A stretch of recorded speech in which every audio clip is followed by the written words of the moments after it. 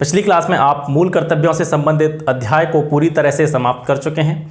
क्योंकि हमें अब इस पॉलिटी की जर्नी को आगे ले जाना है, तो मैंने सोचा क्यों न इसे आगे बढ़ाने से पहले कुछ ऐसी चीज़ों के बारे में चर्चा कर ली जाए जिनके बारे में कैंडिडेट्स को अक्सर कन्फ्यूज़न रहती है। क्योंकि अब इसके बाद में हम अध्ययन करेंगे कार्यपालिका का, एग्जीक्यूटिव, उसके बाद में फिर लेजिस्लेचर यानी विधायिका, उसके बाद में अपना जुडिशरी सिस्टम जो भी है, न्यायपालिका जो ही है, उसके बारे में बात करेंगे। लेकिन क्या होता है कि जिन्होंने पढ़ रखा है उनके लिए एक अलग बात हो जाती है, लेकिन जिन्होंने नहीं पढ़ा है और जो खास करके फ्रेशर कैंडिडेट्स आते हैं उन्हें ये जो शब्दावली होती है इसको समझने में बड़ी मुश्किल होती है। उनके सामने वर्ड रख दिया जाए विधायिका, विधायिका क्या होती है, कार्यपालिका क्या होती है, न्यायपालिका क्या होती है, जो कार्यपालिका है वो किस किस चीज़ से मिलकर बनती है, जैसे राष्ट्रपति हो गया, उपराष्ट्रपति हो गया और आपका मंत्रिपरिषद हो गया, ठीक है, आपका महान्यायवादी हो गया। तो ये शब्द जो है बड़ा कन्फ्यूज़न पैदा करते हैं। तो मैंने सोचा क्यों न इन शब्दों को समझने के लिए इस पूरे कार्यपालिका, विधायिका और न्यायपालिका का एक स्ट्रक्चर तैयार किया जाए जिससे आपको इन सभी चीज़ों को समझने में हेल्प मिले। फिर जब आप इस स्ट्रक्चर को पूरी तरह से समझ लेंगे फिर वन बाय वन इसके बारे में अध्ययन करने में हमें थोड़ी सी और आसानी होगी और समझने में हमें थोड़ी सी और हेल्प मिलेगी। तो आज हम बात करने वाले हैं एक बेसिक समझ के बारे में जो होगी कार्यपालिका, विधायिका और न्यायपालिका के बारे में। यानी कार्यपालिका, विधायिका और न्यायपालिका के बारे में एक समझ केवल हम आज विकसित करने का प्रयास करेंगे। इन तीनों चीज़ों के बारे में, इनका स्ट्रक्चर क्या है, ये कैसे बनती हैं, कौन कौन से घटक होते हैं, इसके किस किस भाग को मिलाकर के ये बनते हैं, केवल इसके बारे में चर्चा करेंगे। फैक्ट आज बिल्कुल नहीं पढ़ने हैं हमें, फैक्ट्स के बारे में आज बिल्कुल बात नहीं होगी, सिर्फ बात होगी कि इनका स्ट्रक्चर क्या है। ठीक है, जब इनका स्ट्रक्चर आप समझ जाएंगे तो फिर आगे इन सभी चीज़ों के बारे में वन बाय वन चर्चा करेंगे। जैसे कार्यपालिका पे आएंगे तो राष्ट्रपति के बारे में हमें पढ़ना पड़ेगा, फिर उपराष्ट्रपति को पढ़ेंगे, फिर प्रधानमंत्री, मंत्रिपरिषद, महान्यायवादी, इन सभी के बारे में क्रमिक रूप से बात करते रहेंगे तो आपको ये फिर बाद में समझने में इसको दिक्कत नहीं होगी। तो इसलिए पहले आज इसका क्या समझते हैं, केवल एक बेसिक स्ट्रक्चर समझेंगे। ठीक है, तो ध्यान से देखिएगा। कार्यपालिका, जो कार्यपालिका होती है उसे कार्यपालिका को दो भागों में हम बांट सकते हैं। पहली होती है आपकी संघ की कार्यपालिका यानी केंद्र की कार्यपालिका और दूसरी होती है राज्य की कार्यपालिका। ठीक है, कार्यपालिका को दो भागों में बांट देते हैं, केंद्रीय कार्यपालिका और राज्य कार्यपालिका, यानी संघ की कार्यपालिका और राज्य की कार्यपालिका। अब यहाँ आप देखेंगे जो संघ की कार्यपालिका होती है वो किन किन चीज़ों को मिलाकर के बनती है, उसके मेन कंपोनेंट कौन कौन से होते हैं। तो संघ की कार्यपालिका के अंतर्गत आते हैं आपके राष्ट्रपति, फिर दूसरे नंबर पर उपराष्ट्रपति, फिर प्रधानमंत्री एवं उसकी मंत्रिपरिषद। राष्ट्रपति, उपराष्ट्रपति, प्रधानमंत्री, प्रधानमंत्री एवं उनकी मंत्रिपरिषद और फिर चौथे नंबर पर होता है महान्यायवादी। इसी तरीके से राज्य की कार्यपालिका का अगर स्ट्रक्चर देखा जाए तो यहाँ सबसे ऊपर होते हैं राज्यपाल, उसके बाद में आते हैं सीएम मुख्यमंत्री और इसके बाद में आती है मुख्यमंत्री की जो मंत्रिपरिषद होती है और लास्ट में आता है महाधिवक्ता। इन चार कंपोनेंट से मिलकर के बनती है संघ की कार्यपालिका। सबसे पहले राष्ट्रपति, उपराष्ट्रपति, प्रधानमंत्री एवं उनकी मंत्रिपरिषद एवं महान्यायवादी। राज्य की कार्यपालिका को भी इन्हीं चार घटकों से मिलकर बनाया जाता है, जैसे राज्यपाल, मुख्यमंत्री और उनकी मंत्रिपरिषद और महाधिवक्ता।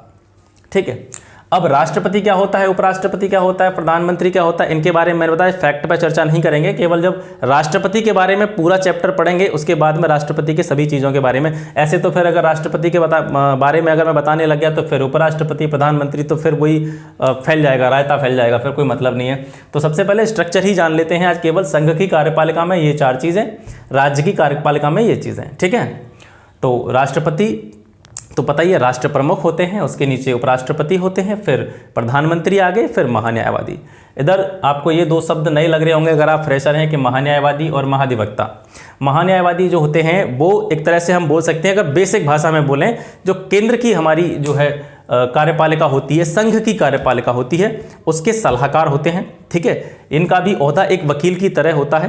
ठीक है, इन्हें सॉलिसिटर जनरल कहा जाता है। ये केंद्र को केंद्र के जितने भी मामले होते हैं उनमें विधिक या कानूनी सलाह देने का कार्य करते हैं। वहीं यही कार्य जो राज्य स्तर पर महाधिवक्ता का होता है, इन्हें एडवोकेट जनरल कहा जाता है, एजी कहा जाता है। ठीक है, तो इनका भी कार्य यही है कि राज्य से संबंधित जो भी मामले होते हैं ये जो है न्यायालय में राज्य को रिप्रेजेंट करते हैं, राज्य का प्रतिनिधित्व करते हैं। राज्य की जो भी योजनाएं हैं, राज्य की जितनी भी कार्य योजनाएं, उनमें कोई भी कानूनी अड़चन आती है और राज्य को कोई भी अगर विधिक या कानूनी सलाह लेनी होती है तो वो महाधिवक्ता ही उन्हें विधिक या कानूनी सलाह देते हैं। ये स्ट्रक्चर हो गया इसका एक। अब बात करें कि संविधान के भाग 5 में अनुच्छेद 52 से लेकर के 78 तक बात की गई है संघ की कार्यपालिका के बारे में। इन्हीं 52 से लेकर 78 के बीच में आपको जो है मिलेगा किसके बारे में पढ़ने के लिए, संघ की कार्यपालिका के बारे में पढ़ने के लिए, जो हम आगे अध्ययन करेंगे। वहीं भाग 6 में अनुच्छेद 153 से लेकर के 167 तक पता चलता है या बताया गया है राज्य की कार्यपालिका के संबंधित प्रावधानों के विषय में। वहीं यहाँ पर एक चीज़ के बारे में और थोड़ा सा बात कर लेते हैं कि जो मंत्रिपरिषद होती है, यहाँ किसकी बात हो रही है, संघ के बारे में, यानी केंद्र के बारे में। तो जो केंद्र की मंत्रिपरिषद होती है उसमें कौन कौन से मंत्री होते हैं, ये भी आपने समाचार पत्रों में, न्यूज चैनल्स पे देखा होगा, कैबिनेट मंत्री, राज्य मंत्री, उपमंत्री। तो जो केंद्रीय मंत्रिपरिषद के मंत्री होते हैं उन्हें मुख्यतः 3 वर्गों में विभाजित किया जाता है। पहले होते हैं कैबिनेट मंत्री, दूसरे होते हैं राज्य मंत्री और तीसरे होते हैं उपमंत्री। यानी केंद्रीय मंत्रिपरिषद को मुख्यतः 3 वर्गों में बांटा जाता है, कैबिनेट मंत्री, राज्य मंत्री, उपमंत्री। कैबिनेट मंत्री जो होते हैं ये सबसे प्रमुख मंत्री माने जाते हैं, और या हम ऐसा बोल सकते हैं जो केंद्र के सबसे प्रमुख विभाग होते हैं, रक्षा विभाग, गृह विभाग, ये जो सबसे मोस्ट इंपॉर्टेंट विभाग होते हैं ये जो है कैबिनेट मंत्रियों के अंतर्गत आते हैं। उनका जो है चार्ज कैबिनेट मंत्रियों को दिया जाता है। और उसके बाद में अगर राज्य मंत्रियों के बारे में बात करें तो राज्य मंत्रियों को भी 2 उपवर्गों में बांटा जाता है। एक होते हैं कैबिनेट मंत्रियों के सहायक और दूसरे होते हैं राज्य मंत्री स्वतंत्र प्रभार। यानी कैबिनेट मंत्री हो गए, ये सबसे बड़े विभाग हैं और सबसे महत्वपूर्ण विभागों का जो है चार्ज दिया जाता है कैबिनेट मंत्रियों को। और दूसरे नंबर पर आते हैं आपके राज्य मंत्री। राज्य मंत्रियों को भी 2 उपवर्गों में बांटा जाता है। एक होते हैं कैबिनेट मंत्रियों के सहायक, यानी इन्हीं राज्य मंत्रियों में से कुछ मंत्री जो है वो कैबिनेट मंत्रियों के हेल्पर के रूप में कार्य करते हैं। और अगले होते हैं राज्य मंत्री, जो स्वतंत्र प्रभार जिनको दिया जाता है, किसी भी विभाग का स्वतंत्र रूप से प्रभार, कार्यभार उन्हें सौंप दिया जाता है, वो कहलाते हैं राज्य मंत्री स्वतंत्र प्रभार। अब राज्य मंत्रियों की बात करें तो राज्य मंत्री जो होते हैं जो कैबिनेट की बैठकें होती हैं उनमें हिस्सा नहीं लेते हैं। कैबिनेट की बैठक में केवल कैबिनेट मंत्री ही हिस्सा लेते हैं। वहीं उपमंत्रियों के बारे में बात करें तो उपमंत्री जो होते हैं ये प्रशासनिक रूप के जो कार्य होते हैं, मंत्री के स्तर पर प्रशासनिक रूप के जो कार्य होते हैं उनका निर्वहन करते हैं, प्रशासनिक कार्यों की देखभाल करते हैं। ये हो गया केंद्रीय मंत्रिपरिषद का स्ट्रक्चर। अब बात करते हैं राज्य की मंत्रिपरिषद का स्ट्रक्चर क्या होता है। जिस तरीके से केंद्रीय मंत्रिपरिषद को 3 विभागों में बांटा जाता है, कैबिनेट मंत्री, राज्य मंत्री, उपमंत्री, उसी तरीके से राज्य की मंत्रिपरिषद को भी 3 वर्गों में बांटा जाता है, कैबिनेट मंत्री, राज्य मंत्री और उपमंत्री। आशा करता हूं ये चीजें आपकी समझ में आ गई होंगी। अब हमने ये क्या समझा कार्यपालिका के बारे में, एक बार फिर से रिवाइज कर देता हूं जल्दी से। कार्यपालिका, संघ की कार्यपालिका, राज्य की कार्यपालिका 2 भागों में बांट दिया। संघ की कार्यपालिका के अंतर्गत राष्ट्रपति, उपराष्ट्रपति, प्रधानमंत्री एवं उनकी मंत्रिपरिषद और महान्यायवादी।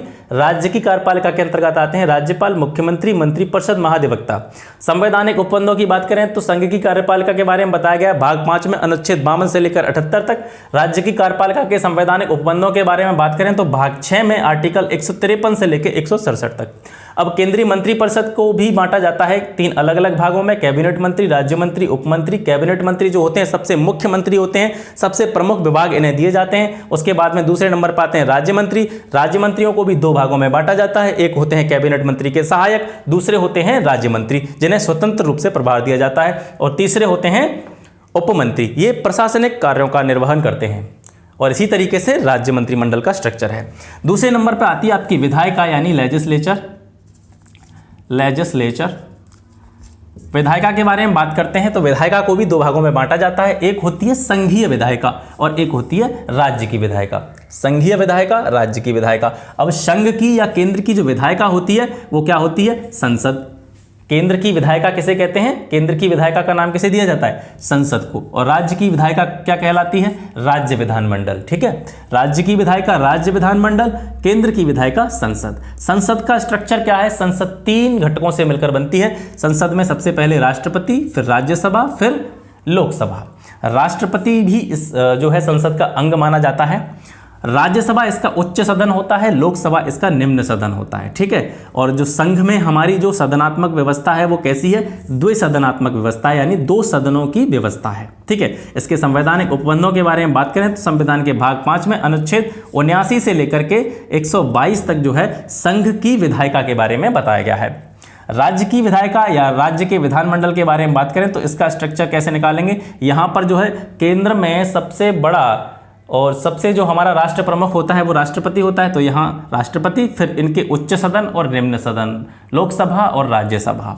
यहाँ पर जो है राज्य के बारे में बात करें तो राज्य का जो संवैधानिक प्रमुख होता है वो कौन होता है, राज्यपाल होता है, तो राज्यपाल हो गया। फिर इसका एक उच्च सदन, एक निम्न सदन, ठीक है। विधानसभा जो होता है इसका निम्न सदन होता है, निम्न सदन होता है। विधान परिषद जो होती है वो उच्च सदन होता है। लेकिन आपको बता दें कि सभी राज्यों में विधान परिषद नहीं होती है, सभी राज्यों में विधान परिषद नहीं पाई जाती है। केवल कुछ ही राज्य ऐसे हैं जिनमें द्विसदनात्मक व्यवस्था है। केंद्र में तो द्विसदनात्मक व्यवस्था है ही, वहाँ तो लोकसभा राज्यसभा है ही, लेकिन राज्यों के विषय में अगर बात करें तो राज्यों में, सभी राज्यों में द्विसदनात्मक व्यवस्था नहीं है, ठीक है। और सभी राज्यों में विधानसभा और विधान परिषद जो है अलग अलग रूप से नहीं पाई जाती हैं। ज़्यादातर राज्यों में केवल विधानसभा है, कुछ राज्य ऐसे हैं, 7 या 8 राज्य ऐसे हैं जिनमें विधान परिषद जो है, विधान परिषद देखने को मिलती है। तो विधान परिषद जो होता है किसी भी राज्य का उच्च सदन माना जाता है, विधानसभा निम्न सदन माना जाता है। बात करें इसके कॉन्स्टिट्यूशनल प्रोविजंस के बारे में तो संविधान के भाग 6 में अनुच्छेद 168 से लेकर 212 तक जो है राज्य की विधायिका के बारे में, अर्थात राज्य विधानमंडल के बारे में उपबंध दिए गए हैं। ये विधायिका का स्ट्रक्चर आपको समझना होगा, ठीक है। और ये कार्यपालिका का स्ट्रक्चर मैंने समझा दिया। अब बात करते हैं न्यायपालिका की, जुडिशियरी सिस्टम के बारे में बात करते हैं। जुडिशियरी सिस्टम, ठीक है। न्यायपालिका, हमारे देश की जो न्यायपालिका है उसके मुख्यतः 3 स्तर हैं, 3 उसके लेवल हैं। सबसे बड़ा स्तर कौन सा है उसका, सर्वोच्च न्यायालय, सुप्रीम कोर्ट। दूसरे लेवल पर आते हैं राज्यों के जो उच्च न्यायालय होते हैं, हाई कोर्ट्स, ठीक है। और तीसरे में आते हैं जिलों के अंदर जिला एवं जो सत्र न्यायालय होते हैं वो। तो जुडिशरी के कितने स्तर हो गए, 3 स्तर। सबसे ऊपर सुप्रीम कोर्ट, फिर हाई कोर्ट, फिर जिला एवं सत्र न्यायालय। तो इसके 3 स्तर हो गए, ठीक है। सर्वोच्च न्यायालय और उच्च न्यायालय, सर्वोच्च न्यायालय और उच्च न्यायालय को मिला करके हम हायर जुडिशरी का नाम देते हैं, ठीक है। यानी उच्चतर न्यायपालिका, उच्च न्यायपालिका। तो सुप्रीम कोर्ट और हाई कोर्ट को मिला करके उच्च न्यायपालिका बनती है। वहीं जिला एवं सत्र न्यायालय को लोअर जुडिशरी कहा जाता है, अर्थात निम्नतम या निम्नतर न्यायपालिका, ठीक है। न्यायपालिका के 3 स्तर हैं, सुप्रीम कोर्ट, हाई कोर्ट, जिला एवं सत्र न्यायालय। सुप्रीम कोर्ट, हाई कोर्ट को मिलाकर के बनती है आपकी हायर जुडिशरी, और आपके जिला एवं सत्र न्यायालय को कहते हैं हम लोअर जुडिशरी, ठीक है। अब इसके साथ साथ ये तो है ही, ये तो इसके एक बड़े लेवल पे जो है, इनके 3 लेवल के बारे में बात कर ली हमने, 3 स्तरों के बारे में बात कर ली। इसके साथ साथ न्यायपालिका के प्रयोगों से कुछ नए संस्थाओं का विकास हुआ, न्यायपालिका के प्रयोगों से कुछ नई नई संस्थाओं का विकास हुआ, क्योंकि जो न्यायपालिका का क्षेत्र है वो काफ़ी बृहद है, अपने आप में काफ़ी बड़ा है। और इतने बड़े देश को संचालित करने के लिए, इतने बड़े देश की कानून व्यवस्था को कंट्रोल करने के लिए, इतने बड़े देश से संबंधित मामलों के निपटारे के लिए अकेला सुप्रीम कोर्ट, हाई कोर्ट ये है, ये काफ़ी नहीं है। अभी भी आपने देखा होगा सुप्रीम कोर्ट, हाई कोर्ट में 20 साल से ऐसे मामले जो है लंबित पड़े रहते हैं, उनको कोई देखने वाला नहीं है, क्योंकि वर्कलोड बहुत ज़्यादा हो जाता है। इसीलिए न्यायपालिका के प्रयोगों से कुछ जो है अन्य संस्थाओं का विकास हुआ, जो कि स्थानीय स्तर पर या स्थानीय स्तर पर जो है न्याय का काम करते हैं। या फिर ऐसा बोल सकते हैं कि इससे क्या हुआ कि जो वर्ग थे अलग अलग प्रकार के न्याय से संबंधित, वो बट गए, ठीक है। इन्होंने कैटेगरी में, अलग अलग कैटेगरी में बांट दिया। जैसे लोक अदालतें हैं, उपभोक्ता अदालतें, कंज्यूमर कोर्ट्स जो होते हैं, बाल एवं किशोर न्यायालय। बाल एवं किशोर न्यायालय के मामले फिर सुप्रीम कोर्ट में नहीं जाते हैं ज़्यादातर, वो कहाँ रह जाएंगे, बाल एवं किशोर न्यायालय में रह जाएंगे, क्योंकि वो कैटेगरी अलग हो गई। न्याय का कार्य ये कर रहे हैं, न्याय का कार्य वो कर रहे हैं। ये सारी चीज़ें जो हैं, लोक अदालत, उपभोक्ता अदालत, fast track court, mobile court, e अदालत, ग्राम न्यायालय, ये सभी चीज़ें अपने आप में हैं तो स्वतंत्र संस्थाएं, लेकिन ये जो है कहीं ना कहीं किससे संबंधित हैं, यही अपनी न्यायपालिका से ही संबंधित हैं। इसी के दिशा निर्देशों के आधार पर ही अपनी कार्यप्रणाली को संचालित करते हैं, ठीक है। तो ये न्यायपालिका के 3 उच्च स्तर हो गए, और वहीं न्यायपालिका के प्रयोगों से कुछ नई नई संस्थाओं का विकास हुआ, उनके बारे में मैंने आपको बता दिया है। लोक अदालत, उपभोक्ता अदालत, बाल एवं किशोर न्यायालय, fast track court, mobile court, e अदालत, ग्राम न्यायालय। इनके बारे में जैसे जैसे हम आगे बढ़ेंगे, न्यायपालिका के बारे में बात करेंगे, तब इनके बारे में लोक अदालत हो गया आपका, बाल किशोर न्यायालय होगा, ई कोर्ट हो गया, ग्राम न्यायालय होगा, तो इनके बारे में तभी जाके हम विस्तृत रूप से चर्चा करेंगे। आज मैंने केवल एक समझ विकसित करने का प्रयास किया। आशा करता हूं आज की क्लास आपको पसंद आई होगी। इससे आपको इन चीज़ों को समझने में सहायता मिलेगी, क्योंकि ये जो वोकैबुलरी है, ये जो शब्दावली है, अब जैसे जैसे हम आगे चैप्टर में बढ़ते जाएंगे तो ये शब्दावली निरंतर आपके समक्ष आती रहेगी। विधायिका, कार्यपालिका, मंत्री परिषद, कैबिनेट मंत्री, राज्य मंत्री, स्वतंत्र प्रभार, ये सारी चीज़ें आपके सामने आती रहेंगी। तो आशा करता हूँ आज के इस वीडियो को देखने के बाद में आपको जो अगली क्लासेस आएंगी उसमें इन शब्दों के आने पर आपको आश्चर्य नहीं होगा या कोई दिक्कत नहीं होगी और इन्हें समझने में आपको आसानी रहेगी। तो मिलते हैं फिर अगली वीडियो कहाँ से स्टार्ट होगी? अपनी कार्यपालिका से स्टार्ट होगी। कार्यपालिका का स्ट्रक्चर, और कार्यपालिका में भी क्या पढ़ेंगे? सबसे पहले हम राष्ट्रपति के बारे में पढ़ेंगे। तो फिर मिलते हैं आपसे अगली वीडियो में, तब तक के लिए नमस्कार, जय हिंद।